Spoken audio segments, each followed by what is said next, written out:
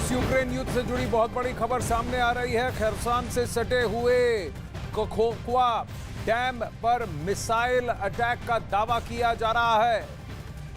कखोवा dam पर missile attack का दावा किया जा रहा है, जिसमें बताया गया है कि डैम को नुकसान पहुंचा है और इस हमले का आरोप रूस ने यूक्रेन पर लगाया है। रूस का आरोप है कि यूक्रेन की सेना ने कखोवका डैम पर 6 हाइमार्स मिसाइल दागी हैं।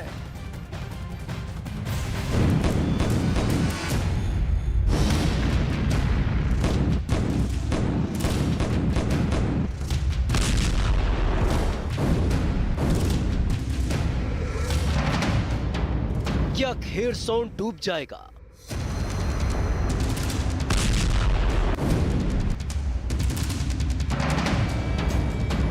क्या खेरसौन में आएगी सबसे बड़ी तबाही?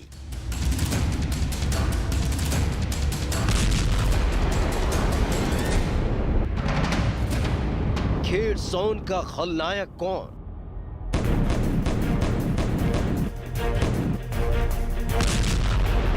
रूस यूक्रेन युद्ध में सबसे पहला ट्विस्ट तब सामने आया जब एक के बाद एक हमले कर रहे पुतिन ने रूसी सैनिकों को खेरसौन से बाहर निकलने का आदेश दिया, जिसके बाद ज़ेलेंस्की की सेना हथियार और टैंक के साथ खेरसौन में दाखिल हो गई। लेकिन लगातार ज़ेलेंस्की को डर था कि कहीं ये कोई पुतिन की नई चाल तो नहीं। और अब जो खबर सामने आई है वो खेरसौन को डुबाने वाली प्लानिंग की तरफ इशारा कर रही है, क्योंकि खेरसौन से सटे काकोवा डैम पर मिसाइल अटैक का दावा किया गया है।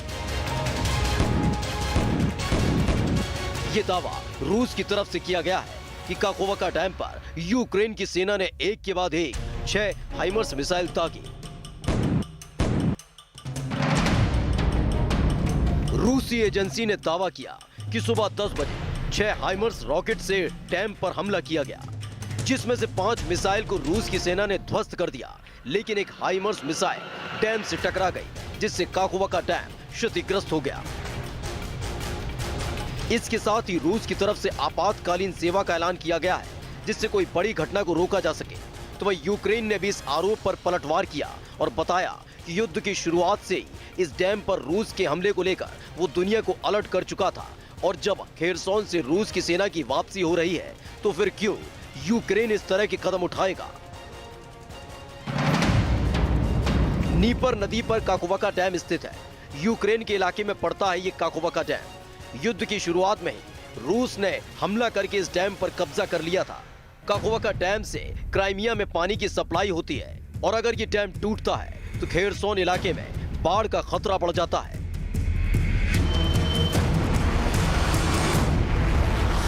जैसे ही रूस ने डैम पर यूक्रेन के अटैक का जिक्र किया, हर कोई परेशानी में आ गया था। लेकिन फिर रूस की तरफ से एक बयान जारी कर बताया गया कि सब ठीक ठाक है, डैम को ज्यादा नुकसान नहीं पहुंचा है।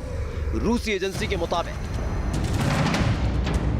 सब कुछ नियंत्रण में है। हवाई हमले को नाकाम कर दिया गया था, फिर भी एक मिसाइल डैम से टकराई, लेकिन डैम को ज्यादा नुकसान नहीं पहुंचा है।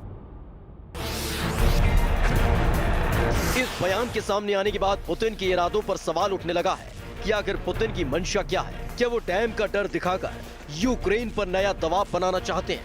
क्योंकि अगर काकोवा डैम की बात की जाए तो ये हाइड्रो इलेक्ट्रिक डैम है और इस डैम के ध्वस्त होने से खेरसौन अंधेरे में डूब सकता है और इसका असर भी दिखने लगा है। दावा किया जा रहा है कि खेरसौन के कई इलाके अंधेरे में डूब चुके हैं, तो वहीं खेरसौन में पानी की किल्लत भी होने लगी है। लेकिन एक बार फिर से इसका आरोप रूस की तरफ से यूक्रेन पर लगाया गया है कि जैसे ही खेरसौन में यूक्रेन की सेना दाखिल हुई, वो हमले कर रही है, जिससे बिजली और पानी की व्यवस्था पूरी तरह से ध्वस्त हो गई है। लेकिन सवाल है कि अपने ही इलाके में यूक्रेन तबाही क्यों मचाएगा, जबकि काकोवा डैम को लेकर ज़ेलेंस्की ने मांग की थी कि काकोवा डैम को रूस नुकसान पहुंचा सकता है, डैम को रूस की सेना बम से उड़ा सकती है, डैम पर अंतर्राष्ट्रीय मिशन की तैनाती की जाए। इसके साथ ही कहा था खेरसौन और क्राइमिया में तबाही आ सकती है। यानी जिस बात का डर ज़ेलेंस्की को पहले से था, वैसा अब होने लगा है। डैम पर हमले वाली साजिश रचकर खेरसौन में तबाही की स्क्रिप्ट कौन लिखना चाहता है? किसकी आंखों में काकोवा डैम खटक रहा है और आखिर खेरसौन का खलनायक कौन है?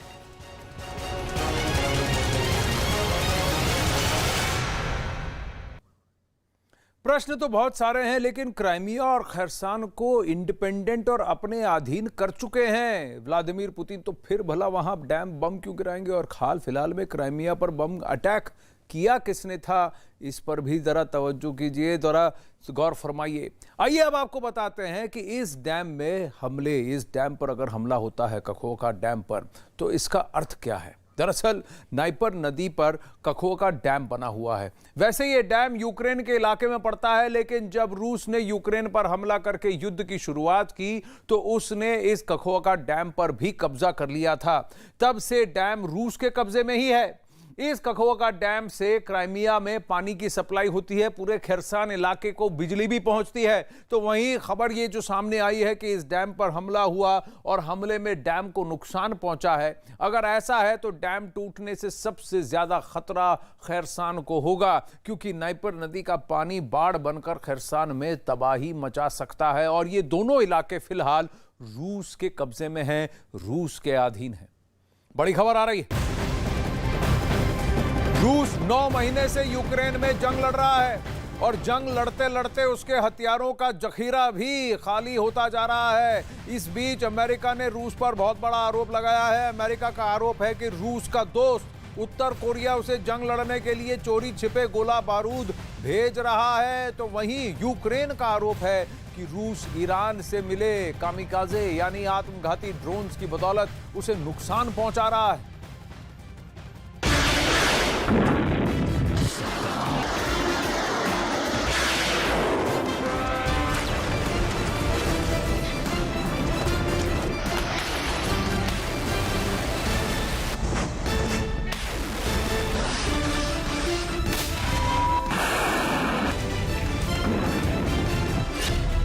यूक्रेन में बरस रहा बारूद उत्तर कोरिया से आया। यूक्रेन की तबाही का सबब ईरान के कामिकाजे ड्रोन।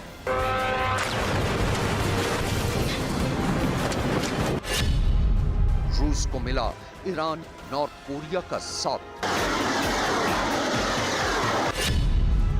जंग में पुतिन के गैंगस्टर।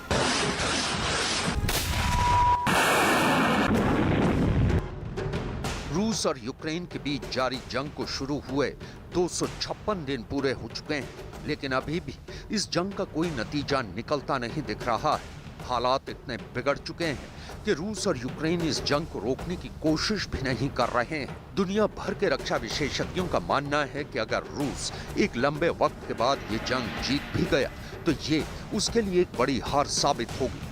फिलहाल रूस यूक्रेन जंग में इस कदर फंस चुका है कि उसके लिए इस जंग से बाहर निकलने का रास्ता नजर नहीं आ रहा है। इसी वजह से रूस और यूक्रेन में जंग लड़ रही रूसी सेना के लिए ये लड़ाई और भी मुश्किल होती जा रही है।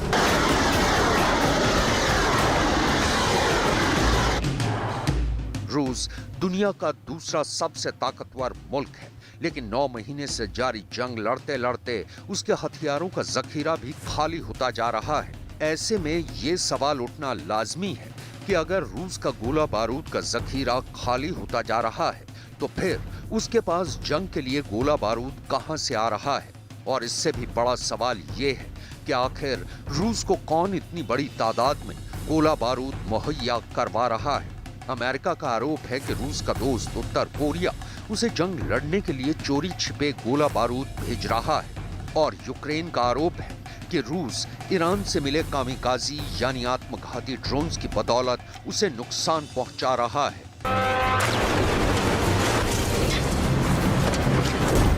Мінімум по 10 штук. А іранський режим стверджує, що нібито дав небагато і ще до початку повномасштабного вторгнення. Тільки протягом одного вчорашнього дня було знищено 11 шахедів.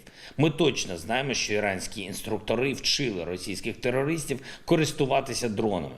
А в Тегерані про це взагалі мовчать. यूक्रेन के राष्ट्रपति व्लादिमीर ज़ेलेंस्की का ये बयान बड़े मायने रखता है। उनके बयान में एक हकीकत छिपी है।